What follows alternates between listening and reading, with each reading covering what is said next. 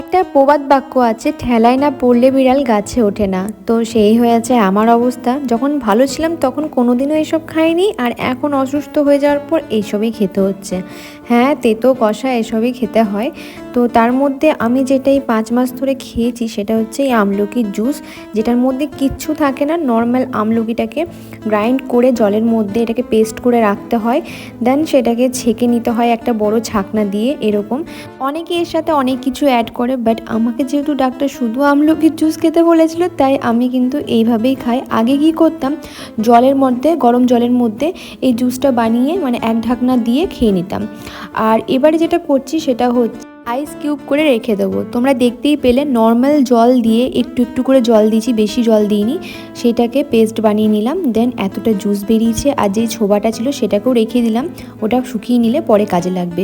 আইস ট্রের মধ্যে দিয়ে সারা রাত জমতে দিয়ে দিলাম।